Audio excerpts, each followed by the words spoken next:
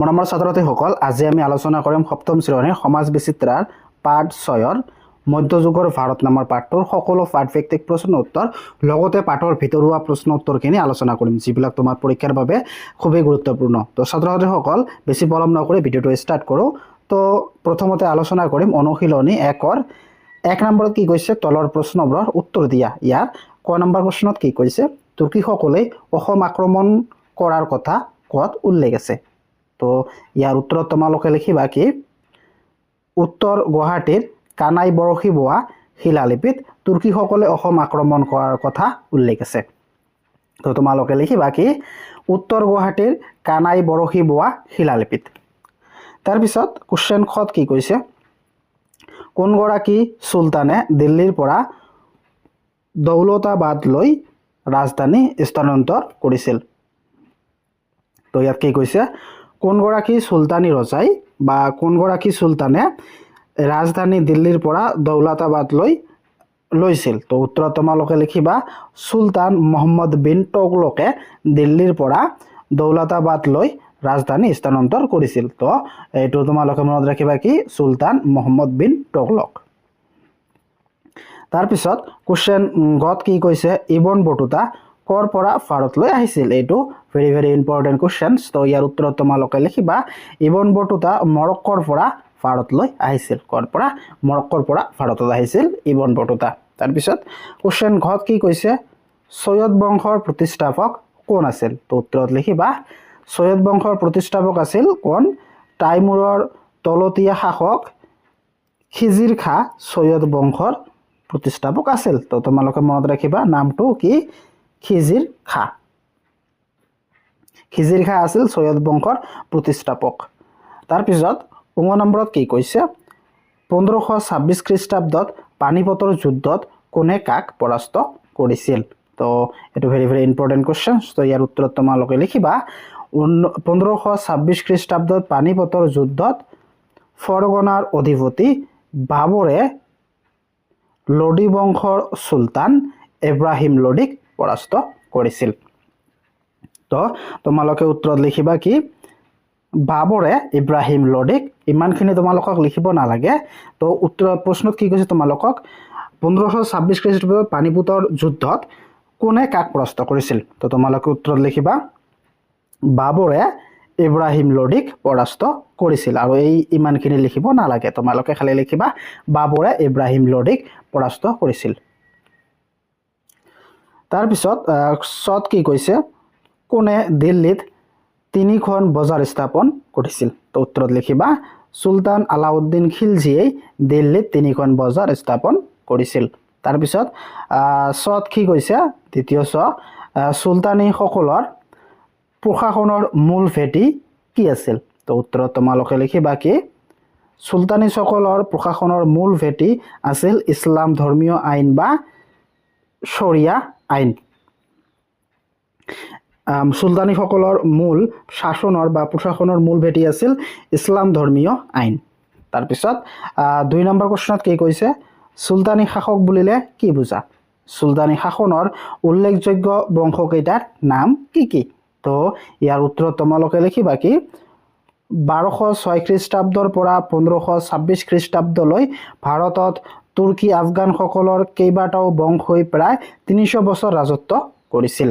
এই বংশবোৰৰ ৰজাসকলক চুলতান বোলা হৈছিল। কি চুলতান কাক বোলা হৈছিল? তো তোমালোকে এইটো লিখিব পাৰা, যদি কোৱা হয় চুলতান কাক বোলে বা চুলতানী ৰজাসকল কৰ পৰা, তো তোমালোকে লিখিবা, তুৰ্কী আফগানসকলৰ কেইবাটাও বংশই প্ৰায় 300 বছৰ ৰাজত্ব কৰিছিল। এই বংশবোৰক বা এই বংশবোৰৰ ৰজাসকলক চুলতান বোলা হৈছিল আৰু তেওঁলোকৰ শাসনকালক চুলতানী শাসন বা চুলতানী যুগ বোলা হৈছিল। আৰু তেওঁলোকৰ শাসনকালক চুলতানী যুগ বা সুলতানী শাসন বোলা হৈছিল। চুলতানী শাসনৰ উল্লেখযোগ্য 5টা ৰাজবংশ হৈছে, 1 নম্বৰটো হৈছে দাস বংশ। দাস বংশ 1206 পৰা 1290 খ্ৰীষ্টাব্দলৈ ৰাজত্ব কৰিছিল। তাৰপিছত আছিল দ্বিতীয় কি, খিলজী বংশ। খিলজী বংশই 1290 পৰা 1320 খ্ৰীষ্টাব্দলৈ ৰাজত্ব কৰিছিল। তাৰপিছত তিনি তোগলক বংশই 1320-ৰ পৰা 1424 খ্ৰীষ্টাব্দলৈ ৰাজত্ব কৰিছিল। তাৰপিছত চাৰিত আহিল কি সৈয়দ বংশই 1414 চনৰ পৰা 1451 চনলৈ ৰাজত্ব কৰিছিল। আৰু লাষ্টত আছিল কি লোডি বংশই 1451-ৰ পৰা 1526 খ্ৰীষ্টাব্দলৈ ৰাজত্ব কৰিছিল। তাৰপিছত 3 নম্বৰ কুৱেশ্যনত কি কৈছে, কুতুবুদ্দিন আইবাকে প্ৰতিষ্ঠা কৰা বংশটো কিয় দাস বংশ বোলা হয়? কি কুতুবুদ্দিন আইবাকে কোনটো বংশ প্ৰতিষ্ঠা কৰিছিল? দাস বংশ, বা তোমালোকে কি বুলিব পাৰা সেলেব ডাইনাষ্টি, যাক আমি দাস বংশ বুলি কওঁ। তো কুতুবুদ্দিন আইবাকে দাস বংশ প্ৰতিষ্ঠা কৰিছিল। এই কুতুবুদ্দিনে যে দাস বংশ প্ৰতিষ্ঠা কৰিছিল, এই বংশটোক কিয় দাস বংশ বোলা হয়? তো ইয়াৰ উত্তৰ তোমালোকে লিখিবা। কুতুবুদ্দিন আইবাকে প্ৰতিষ্ঠা কৰা বংশটো 1206-ৰ পৰা 1290 খ্ৰীষ্টাব্দত দাস বংশ, যাক আমি স্লেভ ডাইনাষ্টি বা মামলুক বংশ বুলিও কোৱা প্ৰধান কাৰণ হ'ল এই বংশৰ প্ৰতিষ্ঠাপক আৰু তেওঁৰ পৰৱৰ্তী কেইবাজনো গুৰুত্বপূৰ্ণ শাসক জীৱনৰ আৰম্ভণিতে দাস বা গোলাম আছিল। তো এই কুতুবুদ্দিনে প্ৰতিষ্ঠা কৰা বংশটোক কিয় দাস বংশ বুলি কোৱা হয়? তো তোমালোকে ইয়াত লিখিবা কি এই বংশৰ প্ৰতিষ্ঠাপক, এই বংশটো যে কুতুবুদ্দিনে প্ৰতিষ্ঠা কৰিছিল, কুতুবুদ্দিন আৰু তেওঁৰ পৰৱৰ্তী কেইবাজনো গুৰুত্বপূৰ্ণ শাসক কি আছিল? দাস আছিল বা গোলাম। এই দাস বা গোলাম থকাৰ কাৰণে এই বংশক এই প্ৰতিষ্ঠা কৰা কুতুবুদ্দিন আৰু তাৰ পৰৱৰ্তী ৰজা বা শাসকসকল দাস আছিল কাৰণে ইয়াক দাস বংশ বুলি কোৱা হয়। তাৰপিছত 4 নম্বৰ কুৱেশ্যনত কি কৈছে, মহম্মদ বিন তোগলকক কিয় জ্ঞানী মূৰ্খ ৰজা বুলি কোৱা হয়? তো উত্তৰ তোমালোকে লিখিবা। চুলতান মহম্মদ বিন তোগলক এজন প্ৰজাহিতৈষী আৰু পণ্ডিত শাসক আছিল, কিন্তু তেওঁ যিবোৰ আঁচনি বা সিদ্ধান্ত গ্ৰহণ কৰিছিল সেইবোৰ বাস্তৱ পৰিকল্পনাৰ অভাৱ থকাৰ বাবে প্ৰতিটো কামতেই তেওঁ বিফল হৈছিল। মহম্মদ বিন তোগলক জ্ঞানী আছিল যদিও তেওঁ যিবিলাক আঁচনি বা যিবিলাক কাম কৰিছিল এইবিলাক বাস্তৱৰ লগত মিল নথকাৰ কাৰণে এই তাৰ সকলোবিলাক কাম বিফল হৈছিল। সেইকাৰণে তেওঁক জ্ঞানী মূৰ্খ ৰজা বুলি কোৱা হৈছিল। তো এওঁ কি কাম কৰিছিল যিবিলাক বিফল হৈছিল? প্ৰথমতে তেওঁ হঠাতে কোনো দীৰ্ঘম্যাদী পৰিকল্পনা নকৰাকৈ ৰাজধানী দিল্লীৰ পৰা দৌলতাবাদলৈ স্থানান্তৰিত কৰিছিল, যাৰ ফলত প্ৰচণ্ড ঠাণ্ডা আৰু কষ্টত বহুত মানুহৰ মৃত্যু হয় আৰু অপৰিসীম ধনজনৰ ক্ষতি হৈছিল। তো এইবিলাক কামৰ কাৰণে কি জ্ঞানী মূৰ্খ ৰজা বুলি কোৱা হৈছিল। আৰু দ্বিতীয়ত তেওঁ প্ৰচলিত সোণ আৰু ৰূপৰ মুদ্ৰাৰ সলনি তামৰ মুদ্ৰা প্ৰচলন কৰিছিল আৰু সেইবোৰৰ মূল্য সোণ ৰূপৰ সমকক্ষ কৰি দিছিল। ইয়াৰ সুযোগ লৈ দুষ্ট চক্ৰই ঘৰে ঘৰে নকল তামৰ মুদ্ৰা সাজিবলৈ লয় আৰু দেশৰ অৰ্থনীতি তজনজ হৈ পৰে। এনেধৰণৰ খামখিয়ালী আৰু হুৰমূৰকৈ লোৱা হঠকাৰী সিদ্ধান্তৰ বাবেই তেওঁক বুৰঞ্জীত জ্ঞানী মূৰ্খ ৰজা বুলি আখ্যা দিয়া হয়। তাৰপিছত 5 নম্বৰ কুৱেশ্যনত কি কৈছে, চুলতানীসকলৰ প্ৰশাসন ব্যৱস্থাৰ বিষয়ে এটি টকা লিখা। তো ইয়াৰ উত্তৰ তোমালোকে লিখিবা কি চুলতানী আমলত এক সুসংগত কেন্দ্ৰীভূত প্ৰশাসন ব্যৱস্থা গঢ়ি উঠিছিল। এই প্ৰশাসনৰ মূল বৈশিষ্ট্য তলত উল্লেখ কৰা হ'ল কি সৰ্বোচ্চ ক্ষমতা, সাম্ৰাজ্যৰ সৰ্বোচ্চ ক্ষমতাৰ অধিকাৰী আছিল চুলতান নিজে। তাৰপিছত আইন ভিত্তি, চুলতানী প্ৰশাসনৰ মূল ভেটি বা আধাৰ আছিল ইছলাম ধৰ্মীয় আইন বা শৰিয়া আইন। তাৰপিছত মন্ত্ৰী আৰু বিভাগ, শাসন কাৰ্য চলাবলৈ ধৰ্ম আৰু ন্যায়, সামৰিক দতব্য আদি কেইবাটাও বিভাগ আছিল। আটাইতকৈ উচ্চ পদবী থকা মন্ত্ৰী বা বিষয়াজনক ৱাজিৰ বোলা হৈছিল। তেওঁ বিত্ত বিভাগ বা দিৱানী বাজাৰত পৰিচালনা কৰিছিল। তাৰপিছত প্ৰাদেশিক শাসন, যাক ইক্তা বুলি কয়, এই শাসনৰ সুবিধাৰ বাবে সমগ্ৰ সাম্ৰাজ্যক কিছুমান সৰু সৰু অঞ্চলত বা ভাগ বা বিভক্ত কৰা হৈছিল। এই ভাগবোৰক ইক্তা আৰু ইয়াৰ দায়িত্ব থকা শাসনকৰ্তাসকলক ইক্তাদাৰ বা মুক্তি বুলি কোৱা হৈছিল।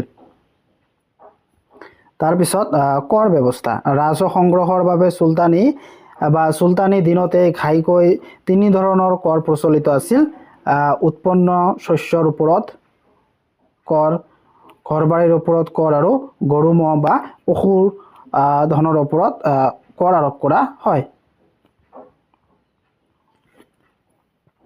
তাৰপিছত এতিয়া আমি আলোচনা কৰিম অনুশীলনী 2ৰ 1 নম্বৰত কি কৈছে তলৰ প্ৰশ্নবোৰৰ উত্তৰ দিয়া ইয়াৰ ক নম্বৰ প্ৰশ্নত কি কৈছে মোগল সাম্ৰাজ্যৰ প্ৰতিষ্ঠাপক বাবৰ কাৰ বংশধৰ আছিল তো ইয়াৰ উত্তৰত তোমালোকে লিখিবা বাবৰ পিতৃৰ ফালৰ পৰা তৈমুৰ লঙৰ আৰু মাতৃৰ ফালৰ পৰা মংগোলীয় নেতা চেঙ্গিজ খাৰ বংশধৰ আছিল তাৰপিছত কোৱেশ্চন খ কি কৈছে মোগল সাম্ৰাজ্যৰ বিস্তৃতি কৰ পৰা কলৈ হৈছিল তো উত্তৰত তোমালোকে লিখিবা মোগল সাম্ৰাজ্যৰ বিস্তৃতি উত্তৰে হিমালয়ৰ পৰা দক্ষিণে গোদাবৰী নদী পৰ্যন্ত আৰু পশ্চিমে আফগানিস্তানৰ পৰা পূবে বংগদেশ অৰ্থাৎ এতিয়াৰ বাংলাদেশ পৰ্যন্ত হৈছিল তাৰপিছত কোৱেশ্চন গত কি কৈছে বাবৰনামা কি তো বাবৰনামা হৈছে মোগল সাম্ৰাজ্যৰ প্ৰতিষ্ঠাপক সম্ৰাট বাবৰৰ লিখিত আত্মজীৱনী অৰ্থাৎ বাবৰনামা হৈছে বাবৰে লিখা নিজৰ আত্মজীৱনী লিখিত মানে তেওঁ নিজে লিখিছিল তেওঁৰ আত্মজীৱনী তো তোমালোকে এনেকৈ লিখিবা বাবৰনামা হৈছে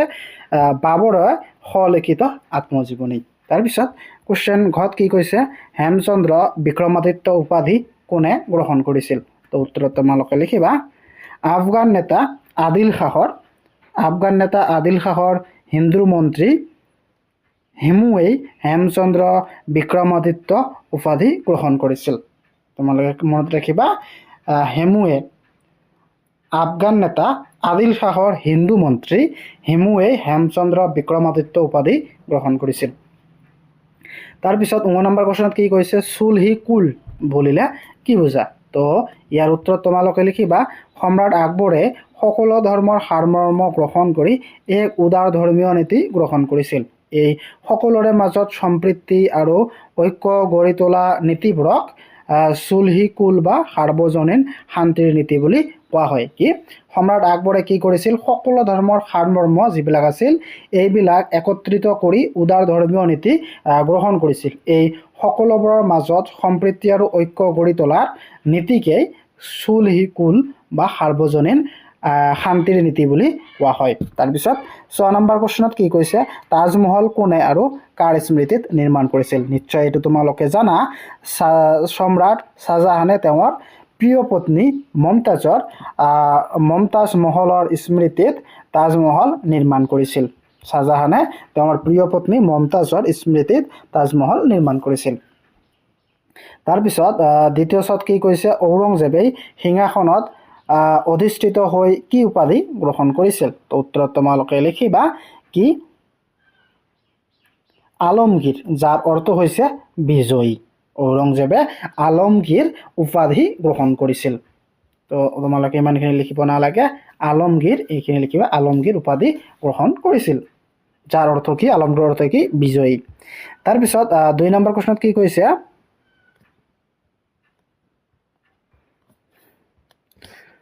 সম্ৰাট আকবৰ 2 নম্বৰ কোৱেশ্চনত কি কৈছে আকবৰে জ্ঞান অন্বেষণৰ বাবে কি কাৰ্যবলী হাতত লৈছিল তো উত্তৰত লিখিবা সম্ৰাট আকবৰে নিজে নিৰক্ষৰ আছিল যদিও তেওঁ জ্ঞান চৰ্চা আৰু